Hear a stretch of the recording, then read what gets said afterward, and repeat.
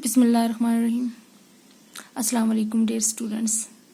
Now today coming to the exercise 11.2 for class 7th. Question number 1. Question number 1 हमसे पूछ रहा है कि find the area of each of the following parallelogram. ठीक है, जो भी पैरेललोग्राम हमारे पास जो गिवन है, अब इनका हमें एरिया निकालना है। और हमने ऑलरेडी उसमें पढ़ा हुआ था, डिस्कस करा था कि पैरेललोग्राम क्या है और कैसे हम इसका एरिया निकाल सकते हैं। तो सबसे पहले जो आपके पास डायग्राम है वो ये है। अब इसमें हमारे पास सिर्फ ध्यान रखना है, हमें ये पता होना चाहिए कि पैरेललोग्राम के लिए हमें इसका एरिया निकालने के लिए, ठीक है, जैसे हम रेक्टेंगल का एरिया निकालते थे, जैसे हम स्क्वायर का एरिया निकालते थे, वैसे ही इसके लिए भी एक फॉर्मूला है जो हमें यूज करके हम इसका, ठीक है, पैरेललोग्राम जो होगी वो इस टाइप की होगी। इसमें हमारे पास क्या मिलता है, हमें 2 रेक्टेंगल बन जाते हैं और एक स्क्वायर बन जाता है। लेकिन रेक्टेंगल 2 ट्रायंगल मिलते हैं और एक स्क्वायर मिलता है। लेकिन जो हमारा रेक्टेंगल होता है वो इस शेप में होता है। ठीक है, उसमें ऐसे कोई डायगोनल्स वगैरह कोई नहीं बनता है। तो यहाँ से भी एक बन जाएगा। ठीक है, यहाँ पे कितने रेक्टेंगल फॉर्म हुए, 2, और बीच में एक स्क्वायर भी फॉर्म हो गया। तो अब हमें वहां नहीं जाना है, बस अब सिंपल आप इतना याद रखो, फिलहाल जो हमारे पास दिया हुआ है उसका यहाँ पे है 7 सेंटीमीटर और यहाँ पे है 4 सेंटीमीटर। अब आपको पहली बात जो याद रखनी है वो है एरिया ऑफ पैरेललोग्राम किसके बराबर होता है।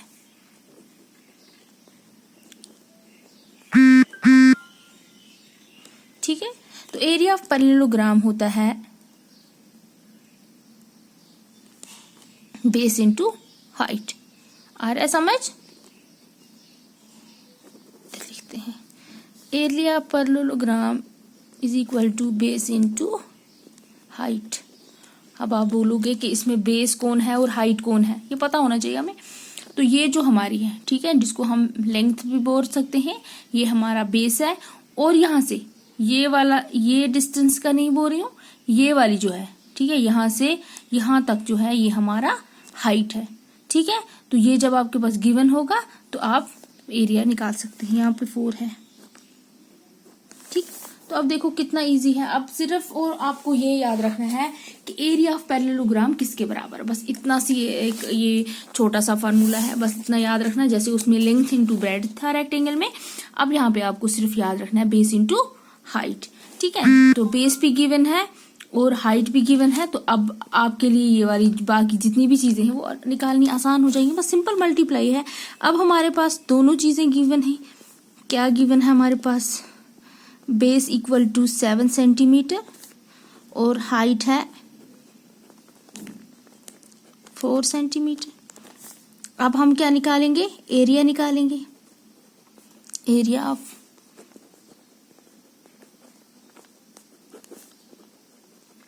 Is equal to base into height. अब आपका बेस 7 सेंटीमीटर इंटू हाइट है 4 सेंटीमीटर। तो जब हम इनको मल्टीप्लाई करेंगे तो क्या बन जाएगा? 7 4 28 है ना, 7 4 28, 7 चुके 28। तो जब यहाँ पे 28 आएगा हमारा, तो आप ये सेंटीमीटर, जब भी किसी भी चीज का एरिया जब हम निकालेंगे वो सेंटीमीटर स्क्वायर होगा, चाहे मीटर स्क्वायर हो, जो भी हो, क्योंकि 2 सेंटीमीटर है यहाँ पे भी और यहाँ पे भी, मल्टीप्लाई किया तो स्क्वायर में चला गया। ठीक है, अब इसी तरह से इसका सेकंड पार्ट जो है वो भी वैसा ही है। ठीक है, देखो बुक पे देख सकते हो आप, जो डॉटेड लाइन, जहां से भी आपके पास डॉटेड लाइन है वो आपकी हाइट है। ठीक है, चाहे वो यहाँ से हो, चाहे यहाँ से हो, चाहे वहां से हो, कहीं से भी हो, किसी भी डायगोनल से हो, यहाँ से भी हो सकती है, यहाँ से भी हो सकती है। ठीक है, तो अब आपको ये याद, जो भी डॉटेड लाइन है वो आपकी हाइट है। तो दूसरा देखो 5 centimetre and 3 centimetre. Second part में हमारा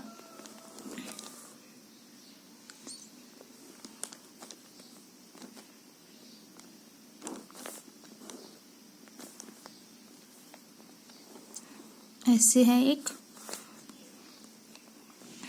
आपकी यहाँ पे हाइट गिवन है 3 सेंटीमीटर, यहाँ 90 का बन रहा है एंगल, और दूसरा है 5 सेंटीमीटर। तो आसान हो गया। हम निकालेंगे सबसे पहले, हमारे पास बेस है 5 सेंटीमीटर, आपकी हाइट है पैरेललोग्राम की हाइट, ठीक, 3 centimetre. Now area of parallelogram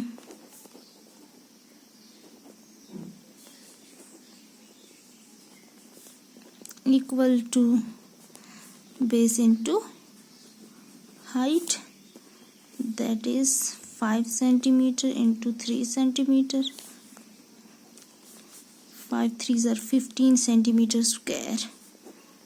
था इजी, वेरी गुड।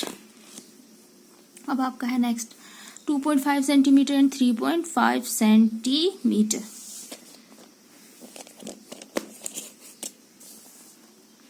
बस ये एक पॉइंट वाला करेंगे, बाकी आप खुद करेंगे, ठीक है।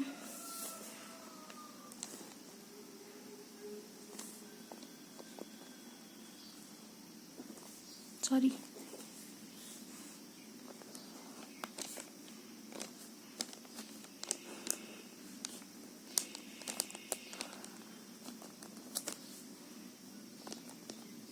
आपके पास बुक है, बस आप बुक से देखकर सिर्फ इसका अच्छे से बना लेंगे। 2.5 और यहाँ पे हमारा हमेशा 90 एंगल बनेगा और 3.5 सेंटीमीटर। तो आपकी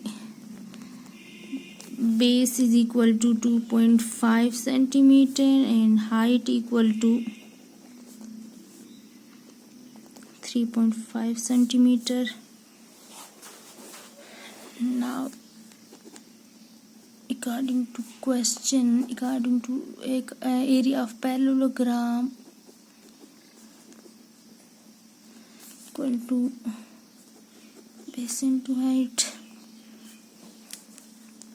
बेस की जगह पे बेस लिखोगे और हाइट की जगह पे हाइट लिखोगे, ठीक है। पॉइंट वाला है, दोनों पॉइंट वाले हैं। हम यहाँ पे इसको करेंगे मल्टीप्लाई करके, देखेंगे इसका क्या आंसर निकलेगा, ठीक है। वैसे ही मल्टीप्लाई करोगे जैसे जैसे करते हो मल्टीप्लाई। 5 5 ज़ा 25, 2 5 2 ज़ा 10 में 2 हो गए 12,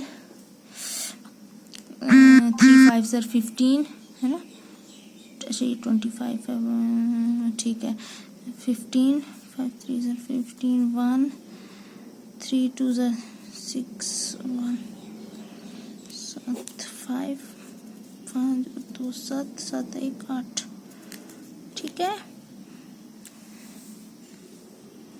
अब कितना निकला हमारा 8.75 सेंटीमीटर स्क्वायर, 8.75 सेंटीमीटर स्क्वायर, ये निकला आपका एरिया। तो अब आपको क्या करना है, नेक्स्ट जो भी पार्ट दूसरे दो हैं वो आप खुद कर सकते हैं। तो इसकी सिर्फ ये वाला फार्मूला यूज करके आप आगे भी जो हमें, जैसे क्वेश्चन नंबर 3 हमें दिया हुआ है, हम उसका भी वैसे ही निकाल सकते हैं, ठीक है।